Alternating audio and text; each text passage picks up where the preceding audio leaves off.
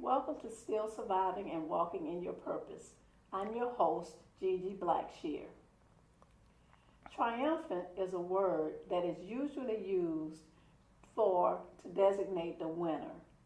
Not only is our next guest a winner, but she is also filled with purpose. Please welcome to our show, Starletha Cherry. Thanks. Star, welcome. Thank you so much. Thank you so much. So please tell our audience, who is Starletha Cherry? She is free. Oh, wow. I love that. She is free to soar.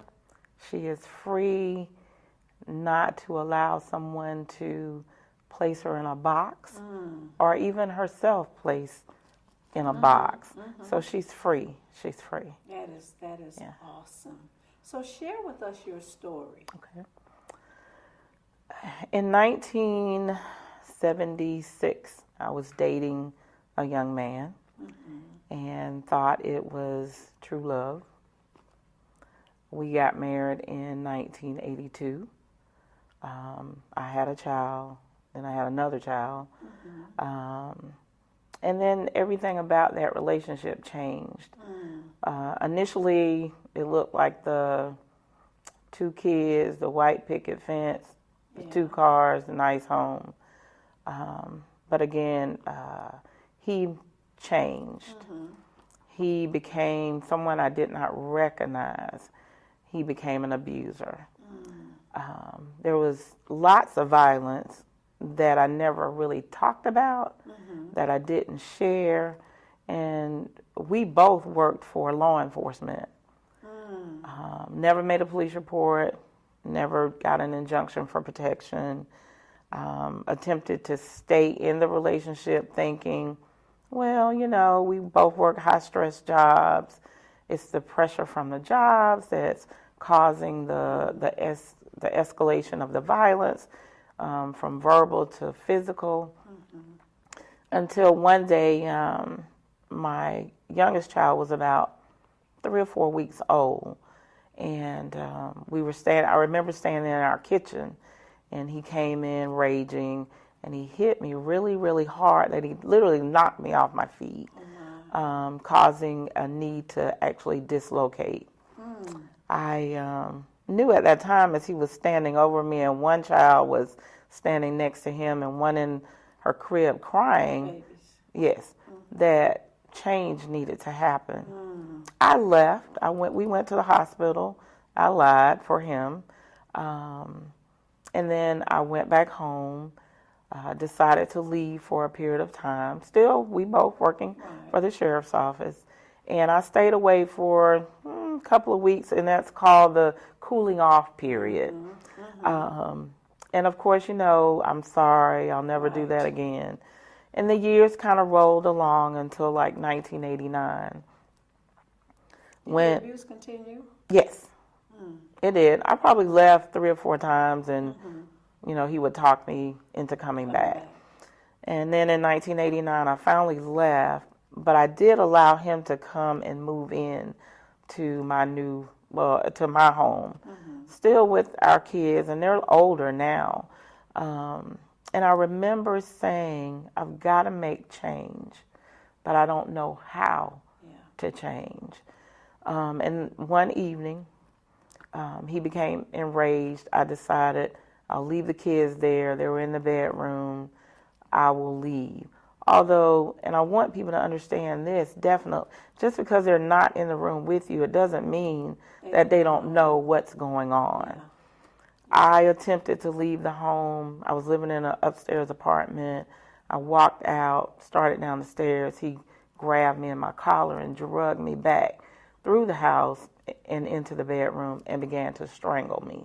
Oh my. I could literally feel and see my life leaving. And I remember making a statement to the Lord, you got to get me out of this. You have to get me out of this because my kids are across the hall. And I remember having strength enough because I was pinned on the bed, but I had a key, and that might be why I still carry a single key to this day. Having enough strength to get loose and taking the key and just popping him right and then blood. And of course he let go and said, you're trying to kill me. And I was thinking, It's the person that's strangling me. Yeah, I'm trying to kill him, but okay, we'll go with that. And I remember saying, I got to get out of here, and he had to get out. I called his father and told him, you need to come get him. This is it. This is the last time that these kind of things will happen. So at that moment, it was over. Got a divorce, moved forward. I heard you say something. You Yes. said you didn't tell anyone. I So did. you basically suffered in silence. I did.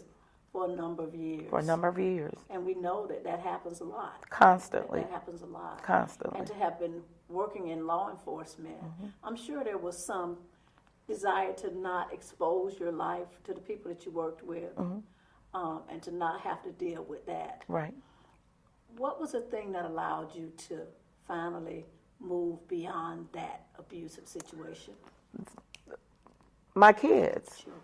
My children. Yeah. I realized that they deserved better Yes. if I didn't think I deserved better.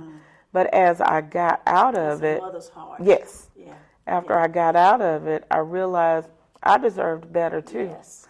And so that's why I can say free. Domestic violence is such a horrific thing. Yes. It's a dis-ease, we call disease, but I call it a dis-ease.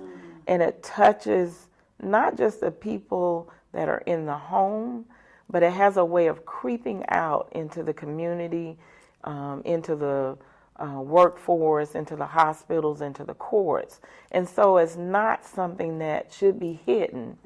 The only way that people get beyond domestic violence is that the covers have to be snatched off.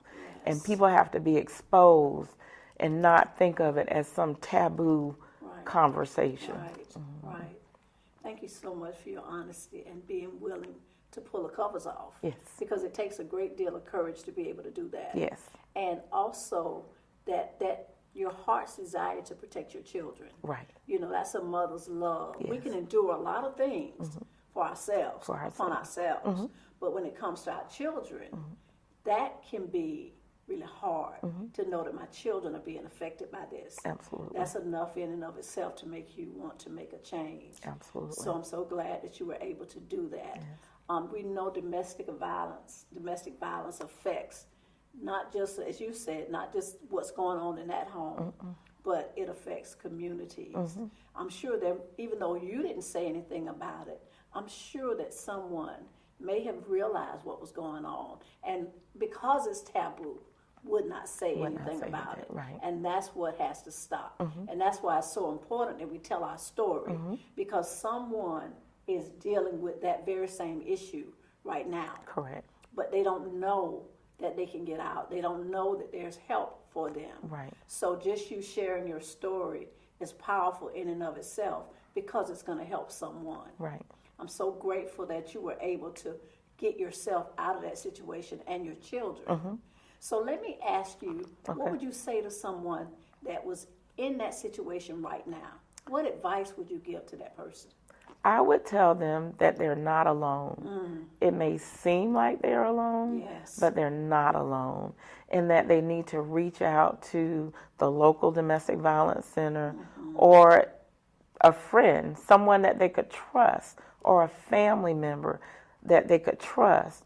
But reach out to someone to make a touch point to make sure that they get safety plan with, and then begin to build a strategy on a way of escape. and always remember that they're not alone. That they're not alone. Star, thank you so much for sharing your story. Thank you. Thank you for having me. We're going to come back in a moment and hear some more from Star Cherry. We are back with Star Cherry. Star, after hearing your story, I know that there is something wonderful for you going forward. Share with us what's going on with you now. So last year in September, I wrote a book. It's called Journey to Destiny. It have a T-shirt as well. I'm excited about the book. It's Journey to Destiny. Journey to Destiny. Yes. And it's an inspirational book. Things that the Lord spoke to me as I was on that. Yes. Yeah. Letting me know that it's a journey, and it wasn't the final destination. It's still a journey, still growing, still moving forward. And so it has scripture-based writings in it. And then at the end of it, I kind of talk about domestic violence.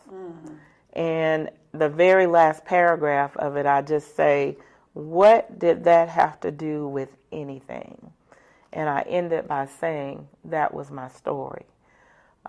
Going forward, I'm in the process of writing another book, and it's called In the Valley I Grow. And it just talks about, in the valley experiences, a lot of times we think success is always on the mountaintop. The majority of time, success is in the valley because you're hidden from the elements. You're kept safe in the valley, and there's beautiful things that happen in the valley. And so I'm excited about that. I'm excited about Journey to Destiny. I'm not sure what's next. I know that God has something next. A plan and a purpose. But I just have been saying since January 1st, I'm ready for next. I don't know what it'll look like, but I trust God in it. I love what you said about there are beautiful things in the valley. Because we know that all things work together for good. Yes. And that scripture doesn't say all good things work together for good. It says all things work together for good. Yes. And we know that life is made up of highs and lows. It's cyclical. Yes. It doesn't go just like this. It goes like this. But it's being able to endure and maintain, and that's what helps us to survive. Correct. Continue to move forward. And get to that place of destiny. Yes. Star, thank you so much for sharing your story with us. We know that it is definitely going to help someone. Thank you so much for having me. And we look forward to hearing more from Star Cherry. Okay, I'll make sure. Thank you. Next, we're going to hear from Dr. Mia Wilson with some additional resources. Welcome back to our show, Dr. Mia Wilson. Dr. Wilson, good to have you back again. Oh, thank you. So let's talk about domestic abuse. We know that domestic abuse shows itself in many forms. Yes. And from our guest's story, it was interesting to me that they were both in law enforcement. So that kind of helps us to understand that there really isn't any typical domestic abuse victim. There isn't any typical domestic abuse abuser. It can be anybody.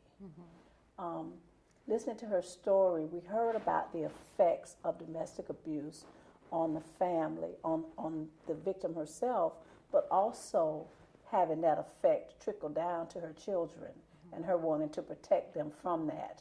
What kind of resource would you offer to someone that may be involved in an abusive relationship? That's a great question.